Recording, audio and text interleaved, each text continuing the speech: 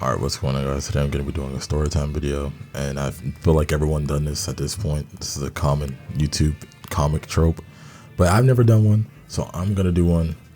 And I've told a little bit of these stories to like friends over the years, and I feel like my stories are kind of interesting. I've lived some life, and I need something to upload on my channel because it's kind of dry right now. And there's a few series that I've done that I haven't really expanded on. I want to make videos on those, but I feel like story times are easy. You're just telling a story. So I'm going to do exactly that. And today's story is about how out of necessity, greed, desperation, and just a lust for money and just, trying to do something, mostly desperation. I'm going to tell a story about the 3-part story. I'm going to break it up into 3 acts. How I needed some money, ended up getting the money, and blew the money. So I feel like it'll be pretty entertaining. I don't know how long the video is going to be. I'm going to try to go into the motivations, what drove me to do it, and how I was feeling during these times. And hopefully I can get into my old Gmail account, my old Google Photos, and show like stuff on screen to go along with the story. This was roughly, I want to say, I don't know the exact years. I want to say maybe 2016 to 2017, 18. I don't think it was going on in 19, but it was basically that 4-year period. Basically, I was a teenager. I was in 2017, 2016. I would have been in 10th grade. I was broke, had no job, wanted some money, and I needed some money. And basically, my entire life, I've always been pretty tech savvy. I've always been around technology, forums, social media, and it's one of the things that's always fascinated me. And I feel like being around so much social media and being online all the time, there has to be a way I can monetize this, right? There's no way I'm just going to be online on the computer all the time and make nothing from it. And like I said, a lot of this comes from desperation and necessity. And basically during this time, there's this thing on Twitter called Save the Counts. I don't know if anyone's gonna know what this is, but maybe someone will. Basically, there's this thing called TweetDeck, which I think is still around. I think you have to pay for it now after Twitter became X. But there was this thing called Save the Counts and this thing called TweetDeck. Now, what TweetDeck was, if you go to any old Rice Gum video, you'll see it in the background. It was this website. It was Twitter, but you could run multiple Twitters from it. And it would just update instantly. It was like Twitter, but you didn't have to refresh when something new got tweeted. It would just upload instantly. And it would like move up and down. It was really fucking cool. But that tied into the Save the Counts thing. Basically, a Save the Account was a thing that people used back in the day where you would have your main account. You would make all these burner Twitter accounts, add them to the TweetDeck. It could be like 10 extra accounts, 30 extra accounts, 100 extra accounts, whatever. And you would add them to the TweetDeck. And basically, like I said, you can run the multiple Twitters from this one interface. So somebody would tweet, like if you love me or something. Somebody would go on TweetDeck, like it from like 100 people. 100 accounts is all one dude. And those would be the saved accounts. They're called saved accounts because you would save them. That's literally it. And I realized a lot of people did that. I've never done that, but I realized there has to be a way I can monetize this. So I have my main Twitter account. I made hella saved accounts, but burner accounts, whatever you want to call them. And I added them to this TweetDeck, and I started to advertise services such as likes and retweets. 2016 was very clout heavy. Rice Gum was coming up. The whole clout glasses shit. Everyone wanted to be famous, or at least seem like they were fucking famous. There was vloggers everywhere. It was 2016. I'm from LA, so I remember when all the influencers started to come over here, the diss track shit. I remember all of that. Everybody it was very clout heavy. So I started advertising services for likes and retweets to people who wanted to, just appear to be famous. So I don't remember the exact prices, but I would charge people. They would send me their tweet. I'd hop on TweetDeck and like their tweet and retweet their tweet from all my account and all these saved accounts. and I wasn't making a lot of money at the time, looking back. But as a teenager, who had literally $0, this was pretty good. I think this is my first brush with a side hustle, and an online sales business, if you want to call it that. And I was making, for at the time, a pretty decent amount. I probably made $200 to $250 on a good week. On a bad week, it can literally be nothing, or maybe like 50, maybe 100. But 250 was a very good week for me. 250 was excellent. And like I said, I didn't have a job. I was a teenager with no money, so this was pretty good. When it was pretty good for what it was at the time, but it wasn't really sustainable. $200 a week is money, but feeling like I wanted more, I was gonna get that. So with the online likes and retweets, I mentioned my income wasn't the best, but it also wasn't the worst either. It was something, but I knew I wanted to accelerate that amount. I've seen people on Twitter and Instagram selling consoles and like other electronics at the time, which I figured brought in lots of money, as a PS4 or a MacBook or AirPods or whatever the fuck can sell for like 300 for just a pop, 300 a pop, which is what I made in a week, doing what I did. And this is very unethical. I'm not proud of this looking back, but I needed some money. You're gonna hear that a lot. I needed some money. I did a lot of stupid shit, just out of necessity and out of needing some money. So I took a photo of my own PS4. I think I had an iPhone 6 Plus. I took a picture of that. I listed them on Twitter, the same sales account I was using to sell the likes and the retweets. I just transformed it into an electronic online storefront business thing. I'm not gonna lie, I didn't get any traction with this because all of my followers were literally from the likes and the retweets thing. But I started to use hashtags that got me more engagement, and over the course it started to boom.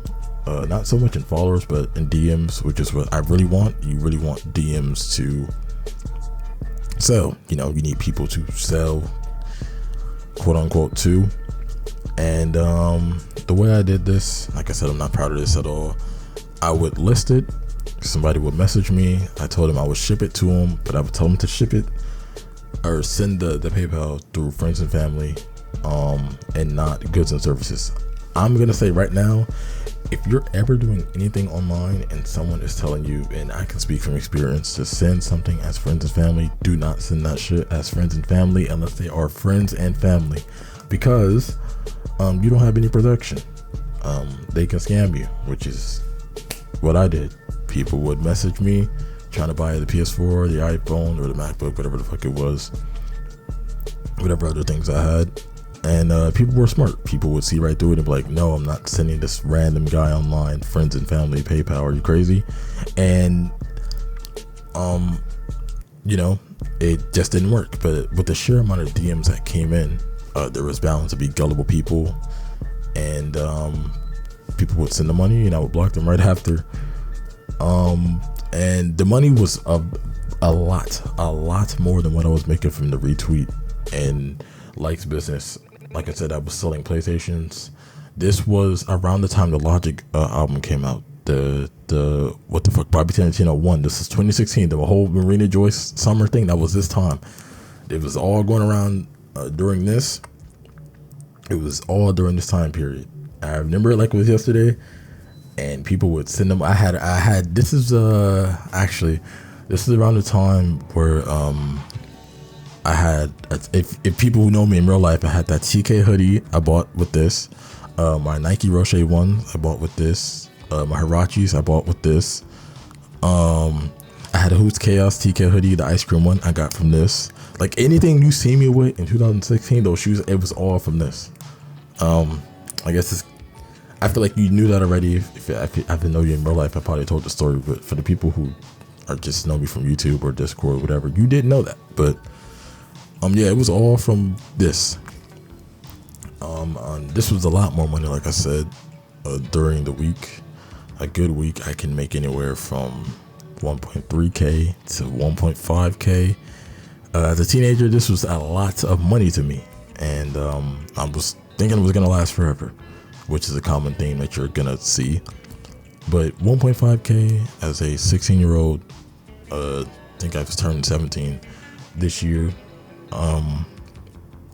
It was a lot of money. It was a lot of money. It was a huge jump from what I was making before, because like I said, I was only making maybe 200, 250 a week. I was making 1.5K a week doing this, which is a huge jump. I feel like I was on top of the world for about 3 months, but this quickly caught up to me as I learned that PayPal aren't as goofy as I thought, and people aren't as goofy as I thought, as PayPal and Instagram and Twitter all decided to spank me at once. My PayPal got taken down because I kept getting I'm not gonna lie, I was getting some chargebacks, but I was only from like the really smart people, and I guess more people just started to report PayPal. That got taken down. My Twitter and Instagram both got taken down. My Twitter was actually suspended, and I kept trying to appeal it, and no matter how many times I was trying to appeal it, they just weren't going.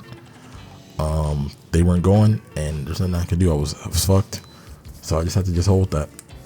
And I was back to being broke, and I actually didn't I actually didn't do anything in online during this time, because everything was just cooked. I figured it was just all over. And I actually started working at Sears at this time. And Sears is honestly my favorite job. I say this all the time if you know me. This is my favorite job. I didn't really have to do anything. Sears was in the process of going out of business at the time. And especially in the mall I worked in, that mall is still in rough shape to this day. Literally still in rough shape to this day. It was a Crenshaw Mall. From LA, you know where that is. It was a Crenshaw Mall. The Sears is in there, and I worked there. And when I worked there, I maybe would see 5 customers an hour if I was lucky. My entire shift consisted of watching Overwatch League, playing Madden Mobile, the occasional front face, and that was it. I was literally getting paid to just stand behind that counter and watch Overwatch League. Literally all I did. But with Sears going out of business means that my location went out of business, and I lost my job. So, but back to square one. No job, no money. Desperation, necessity. I needed some money. Sitting on COD World War II at the time, and there was a dude in this domination lobby who was just yammering on about how he had all this money and we were all broke, and typical flexing shit. And I'm not gonna lie, it intrigued me, because he was talking about he did it all from his phone and Snapchat, which I had a phone, I had Snapchat. He's not smarter than me. What the fuck can he do that I can't do? So I humor him, I invite him to the party, and I'm thinking he's gonna tell me fuck, he's gonna gatekeep. But the dude actually put me on. Pause on everything I'm about to say next. This is extremely unethical. This is extremely pause. And I wouldn't recommend doing this, and I actually don't think you can do this anymore. I'm just gonna call it the e-girl method. Or the Snapchat premium method, whatever the fuck working title. Anyways, it consisted basically of what he told me was you had a phone, you made a Snapchat posing as a girl, Ashley, whatever, and people would send you money, and you would pose as this girl, and you would sell videos or whatever the fuck it was. And he told me he did it selling videos. He would send like a Dropbox link, whatever. Now, I tried that method, and I'm not gonna lie, it didn't make a lot of money at all. It probably made $50 a week, which is nothing. But I realized that, I guess to him, or however he was doing it, he was making a lot of money. But $50 a week is less than the fucking Twitter shit I was doing at the start. And changes had to come, and I realized I can expand on this. So I took his e-girl method, and I expanded it with other things that I can add on that would maximize my entire profit. So I knew that sex sold, and the way basically I did it was this. I made a Twitter account posing as this girl.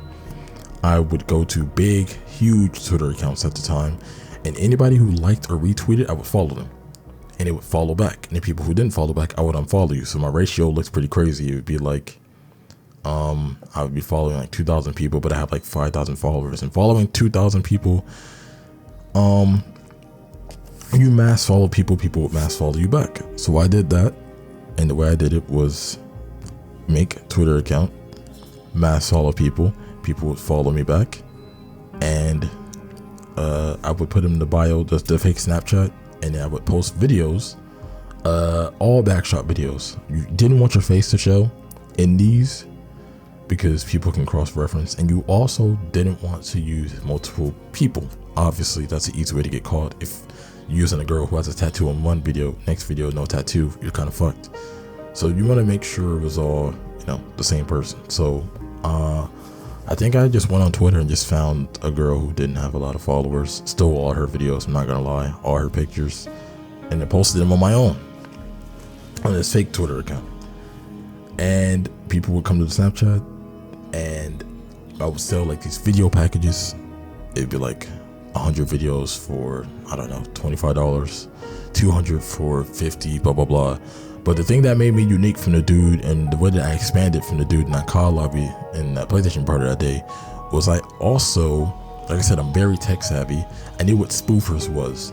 If you don't know what a Snapchat spoofer is, basically what it was you could be in LA and you could change your Snapchat location to be in Chicago, be in New York, be in fucking Charlotte, Carolina, Florida, wherever, Australia. You could be literally anywhere in the fucking world. Pause on this entire thing.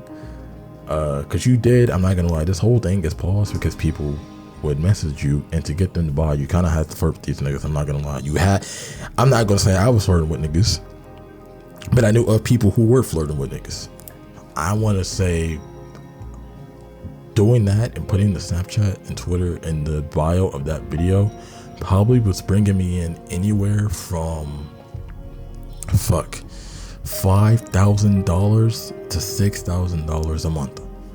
I was making so much money a month. If I can find the video, I used to go to 7-Eleven and buy in bulk PlayStation and Xbox cards. Like I would go in, grab the entire rack and put it on the counter and buy them. When family and friends would ask for money, I wouldn't tell them how I got the money. I told them I was an esports pro. They believed it. My mom would see me buying stuff at Amazon. She knew I didn't have a job. She's asking how I got this. I told her, yeah, I just play, video games. I'm an esports pro. She's just not gonna pry into it. Fortnite battle passes would come out. I think this was Fortnite chapter 1. A battle pass would come out. I would be level 100 first day. I buy the whole battle pass first day. I had shoes. I had 2 MacBooks. I had 2 iPhones. I had an iPad just for this. I had a computer just for this. I had an Xbox Series X, the top trim at the time. I had a PS4 Pro at the time. I had like 4 controllers. I had actual A40s, actual A50s. Like I had so much. I thought I was on top of the world. You couldn't tell me nothing at this time. I had so much money. Like, friends to ask for money, I just give them to them. Just cause, like, family would ask for money, I just give it to them. And this was a life lesson that I learned because there was Bitcoin. Bitcoin was coming up at the time. I think it was maybe like 16,000 a Bitcoin at the time, 17,000 a Bitcoin, something like that.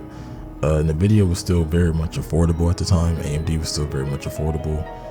And I was doing nothing good with this money. The reason I say I learned the lesson doing this because I did nothing good with this money whatsoever, like at all.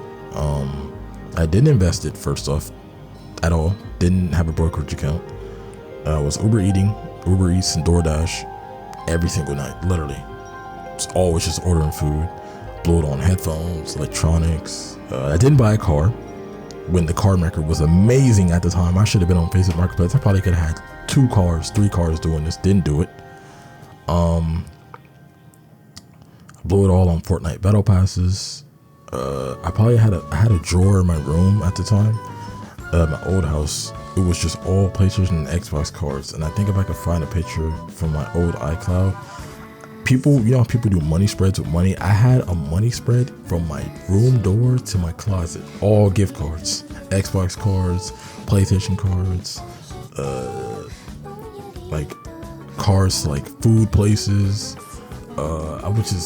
I would literally just do nothing good with this money. And looking back, I wish I invested it. I wish I didn't blow it on the stupid stuff I did, because literally, honestly, it got me nowhere. I learned that you should be investing. I probably should have had a high yield savings account. Didn't do that. Didn't save a lot of my money. A lot of it got blown on stupid stuff. This all came to bite me in the ass.